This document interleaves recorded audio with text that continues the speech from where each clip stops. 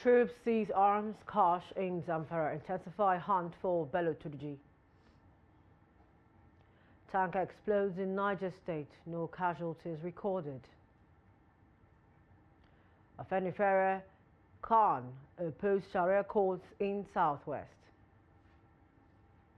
Away from Nigeria, UN says Goma hospitals overrun amid DR Congo clashes. Hello, welcome to Just News Update. I am Chiamaka Ramafo.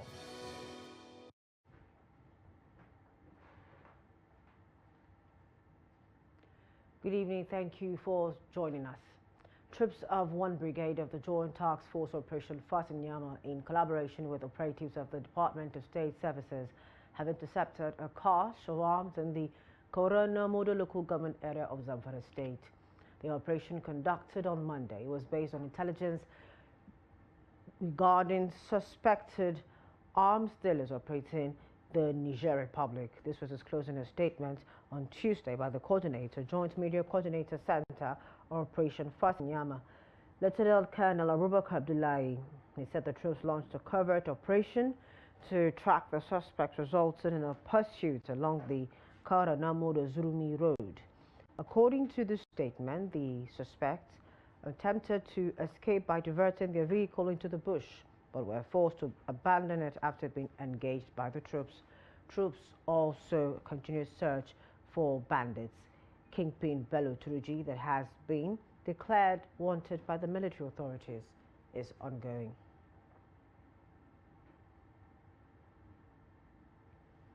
The military high command says its troops are yet to capture the notorious bandits Kingpin Bello Turji, who has been terrorizing the northwest region of the country, particularly Zamfara State. It specifically described as fake the news going around the social media that the bandits leader has been captured by the gallant troops of the Nigerian army. A viral social media post being circulated on X, formerly Twitter, and Facebook by users read, "Notorious Bello Turji has been arrested by the gallant forces of the hashtag at HQ Nigerian Army." But responding to Defense Correspondent's inquiry, the outgoing Director, Defense Media Operations, Edward Buba, urged Nigerians to disregard the viral post. Reports say Zamfara, Sokoto, Katsina, Kebbi had witnessed different attacks such as kidnapping, killings, and other heinous crimes perpetrated by terrorists, some of which were carried out by Turji's terrorist camp. The criminal attacks were compounded by the emergence of a new terrorist group called Lakurawa, mostly operating in Sokoto and Kebbi axis.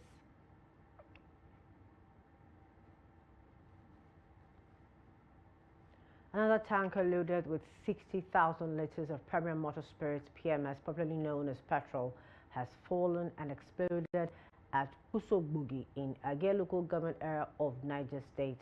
The scene of the incident is a boundary between Age and Lapia local government areas. Local government areas. Sources on Monday said the incident happened around 6 p.m., adding that no life was lost. Resident of Lapai, Mahmoud Abubakar, said the tanker fell down, went up in flames while trying to overtake another truck when it veered off the road due to speed. While attributing the incident to overspeeding and loss of control, he said the last week explosion happened when the tanker rammed into a stationary truck parked by the road.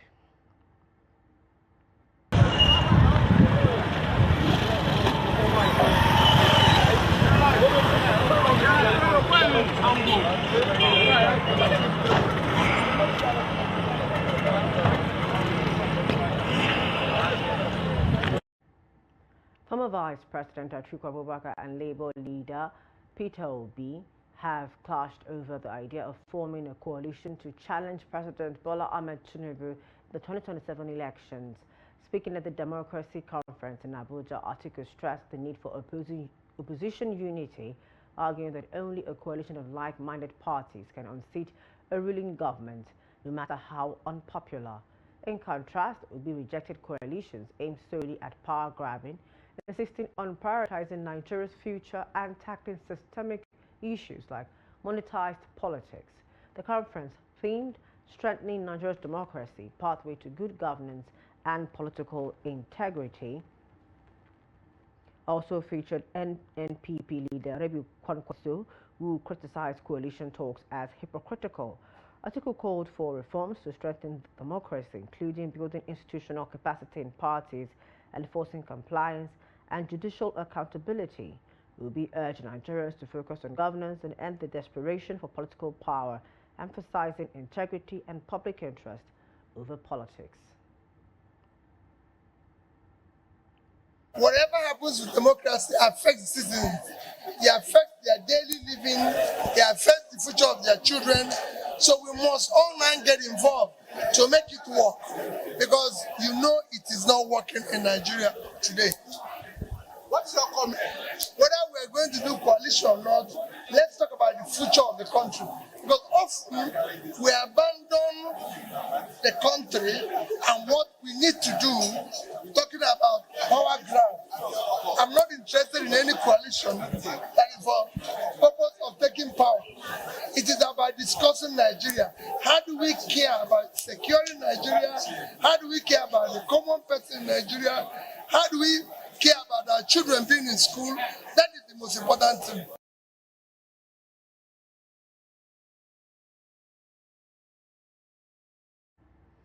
The governor of Rivers State, Siminalayi Fubara, has promised to remain humble and true to his values despite the trappings of power. Speaking on Tuesday during a celebration with stakeholders at the government house to mark his 50th birthday, Fubara assured attendees that he would stay committed to the promises he made to the people of Rivers. Reflecting on the occasion, the governor said he was deeply moved by the presence of state leaders who gathered to celebrate him, adding that it brought him to tears.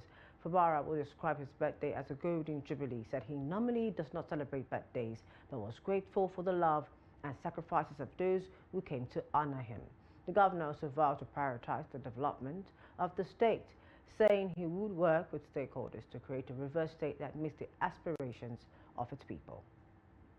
I will still remain in Fubara that you, with your support, that Rivers state that we all yearn for, we will definitely, even if we don't get it completely,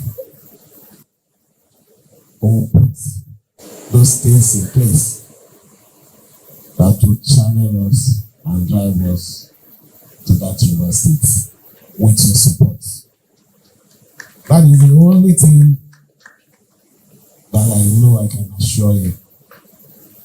I will not do anything, act in any manner that will bring disgrace to myself or to every one of you that have come. President of the Senate, Godswill Akpabio, has strongly condemned the practice of top bureaucrats in National Assembly seeking to extend their service beyond their official tenure, labeling it as significant lapse in governance. During a meeting with the outgoing chairman of the National Assembly Service Commission, NASC, Akpabio urged the commission to utilize its authority to remove such officials without delay. He expressed concern that this behavior has politicized the parliamentary system and led to factionalism within the Parliamentary Staff Association of Nigeria. Akpabio emphasized the need for legislative amendments to ensure a more disciplined and effective service delivery system within the National Assembly. Earlier, the outgoing chairman of National Assembly Service Commission, NASC, Ahmed Kadi, told the Senate President that he and 5 out of the 6 national commissioners of the Commission will be ending their service on the 7th of February 2025, having assumed office on February 7, 2020. Unnecessary politicization of the tenors of your staff due to the action and inaction of the National Assembly Service Commission. Because if you were firm and applied the provisions of the Act to the letter, nobody would dare stay 1 hour longer. I am aware that sometimes you give people letters to go on terminal leave, and you even say they should hand over to people, and they say they ignore you, and you don't do anything about it. you continue as if it doesn't matter. It does matter because when indiscipline is allowed to creep into the system, it means the system cannot function well. But if you are constantly rubbing minds with presiding officers, I request the leadership to continue to provide support for the project to see its completion. We assure you that the project is a magnificent edifice and will be a reference point and a thing of pride to the 10th National Assembly when fully completed. So, Your Excellency, this project is my baby, but I'm handing it over to you, sir. So, acknowledgements, Your Excellency. First and foremost, we thank God Almighty for seeing us through this year, 5-year tenure. There is no need to hide the fact that it was quite stressful, Your Excellency. Christian and Muslim leaders in the southwest are clashing over plans by the Supreme Council for Islamic Affairs to establish Sharia arbitration panels in Ogun, Osun, Ondo, Ekiti, Oyo, and Lagos states. While proponents argue the panels are voluntary and aligned with constitutional rights to religious freedom, critics, including Afenifere and the Christian Association of Nigeria, CAN, opposed the move, citing risk to the secular legal framework. Despite resistance from state governments and community leaders, SCIA leaders like Dr. Hamid Bakari and Dr. Rafiu Bello insist the panels are peaceful mechanisms to resolve disputes among Muslims on issues like inheritance and marital conflicts. Opposition recently forced the suspension of a planned panel inauguration in Oyo, while similar panels have operated in Lagos, Oyo and Ekiti. In Osun, SCIA leaders have urged Governor Ademola Adeleke to upgrade the panel to a full Sharia court. The debate highlights concerns over religion and governance, with critics warning the panels could deepen divisions in the region.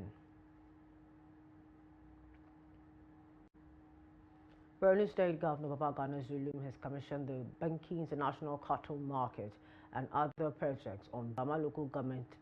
The ceremony was attended by special dignitaries, including the governor of the far north region of Cameroon and Chad. Beatrice Kurete reports.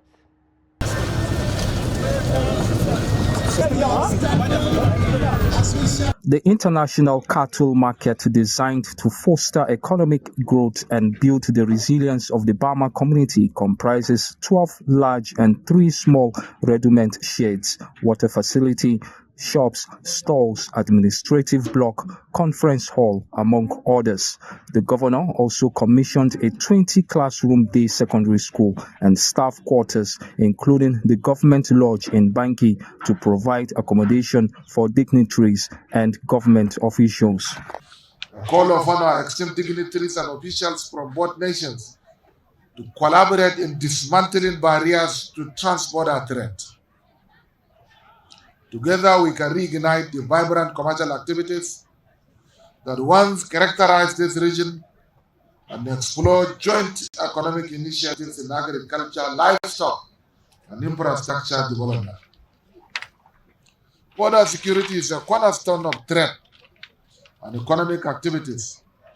Through cooperation, we can ensure the safety of traders and residents while facilitating the return and resettlement of displaced persons. The Governor Lodge will serve as a symbol of hospitality and warmth, welcoming visitors and dignitaries from far and wide. The school will empower future generations with knowledge and skill, shaping the minds of tomorrow's leaders. The cattle markets will transform the agricultural sector, boost economic growth, food security, and job creation. This boost will not only benefit to the youth of Nigeria, but us Cameroonians as well. Special guests, in their goodwill messages, lauded the projects executed by Governor Zulum and urged the community to utilize the opportunities to rebuild their lives. These structures built on the foundation of resilience and hope will undoubtedly provide enduring joy and opportunities for the people of Banki, who bravely successfully overcome these immense challenges. Your Excellency, distinguished ladies and gentlemen, I once again extend my warm welcome and heartfelt appreciation to all who have graced this occasion and contributed to its success. May this project serve as a lasting symbol of progress and unity. On this note, we congratulate our businessmen and women on this commissioning of this market and the start of business activities here, and charge them to seize this opportunity to uplift their lives and contribute to making the lives of others better by carrying out their business with compassion and fear of Almighty Allah.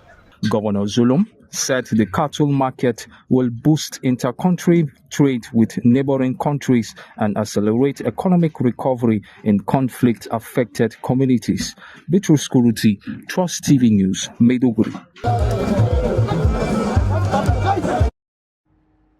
The International Customs Day, observed annually on January 26, highlights the vital role of customs in supporting people and businesses by strengthening global supply chains, fostering collaboration, and embracing technology. This year, the Kebbi State Command joined the celebration for the first time with a special event centered on the theme Customs, delivering on its commitment to efficiency, security, and prosperity. Here's the report. The event brought together traditional rulers, sister agencies, and local stakeholders to celebrate and reflect on customs contributions.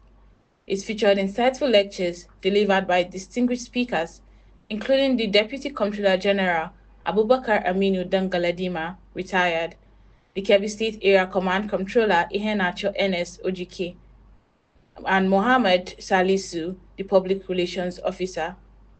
They shared the history and successes of customs operations globally, nationally, and in Kebbi State, emphasizing the importance of customs in driving economic growth and ensuring security. Representatives from various sister agencies commended the strong relationship customs has built with other organizations and reaffirmed their commitment to collaboration. They also pledged to continue working together to improve the state and the nation as a whole. The Comptroller emphasized the need to strike a balance between security and compliance while facilitating trade and economic growth. Certain measures have been put in place by the administration, by this particular administration of customs, and we have been following them, abiding by them, and doing them to our own beat. We have been moving again, we have been fighting we have been fighting anti-smugglers, we have been fighting smugglers. We have been moving to contend with those who try to wreck the economy of this country. We have been fighting those who try to bring in uncustomed goods into the country. We have been doing our best. And with other sister agencies with whom we share intelligence, we try to contend with these things. Dangaladima appealed to security agencies and the public to maintain a strong and positive rapport. We should continue to sensitize and mobilize people, just as what we have done now. Stakeholders were invited, they were here, they had us, and we also gave them opportunity to speak. So this, in a way, will give a good rapport to all of us, and then good understanding, mutual understanding, which will also bring up harmony and peace. A stakeholder described the relationship between the agency and local stakeholders in the state as close and collaborative. We are very glad and happy for this day, and we are hoping that our going controller will win and the coming one should come well. That's our hope. The prayer, our relationship between we stakeholders and the partners should be intimately. That's what we are praying. As Kebbi State marks its first International Customs Day, the event underscores the importance of unity, efficiency, and innovation in advancing customs' mission of prosperity and security. From Birnin Kebbi, Cynthia Yungu, Trust TV. Two more stories. The former wife of the Oni of Ife, Naomi Shilekwola, the chairman of an Ibadan-based broadcasting station, Oriyomi Hamzat, and the principal of Islamic High School, Bashorun Abdullahi Fasasi, again appeared on Monday before the Chief Magistrate Court in Ibadan, Oyo State. The trio faced 4 counts bordering on conspiracy, murder, manslaughter, and negligence in connection with the deaths of 35 children during a stampede at a Christmas funfair held on December 18, 2024. Previously, they were held on a goading charge by the same court, but were granted bail on legal grounds after their counsel argued that a holding charge is neither recognized nor valid under Nigerian law. The case, slated for mention on Monday, was adjourned by the Chief Magistrate until March 24, 2025.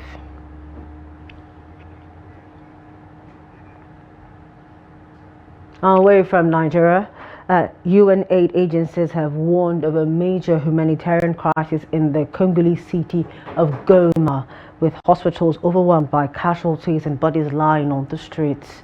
Thousands of people have been fleeing multiple active conflict zones, the UN refugee agency UNHCR has disclosed. The aid agency said their warehouses with food and medical supplies have been looted as M23 rebels continue to battle to take control of the city. Anger has been growing over the M23 offensive and calls for peace talks to end the fighting are mounting. Speaking to reporters in Geneva, the International Committee of the Red Cross ICRC said its hospital in Goma received more than 100 wounded in just 24 hours, a number it previously received over the course of a month. It said that this had forced its staff to turn the hospital car park into a triage unit. And finally, in sports, Super Eagles captain William Truth Ekong has reacted to the team's 2025 Africa Cup of Nations draw. The three-time African champions are drawn in Group C with the Cutthroat Eagles of Tunisia, Cranes of Uganda, and Taifa Stars of Tanzania. Truth Ekong declared that the Super Eagles would underrate their group opponents. The centre-back further said they have the quality to beat other teams to the title. The Super Eagles will open their campaign at the competition against Tanzania at the Complex Sportif de Fez on Tuesday, December 23rd. Eric Chellet's side will take on Tunisia in their second group game at the same venue 4 days later. The Complex Sportif de Fez will also host their final group fixture against Uganda on Tuesday, December 30. That wraps up news updates at this time. For more news programs and documentaries, do want to follow us on our social media platforms and on our YouTube live stream. And Shamaka Nwako, thank you for joining us. Good evening.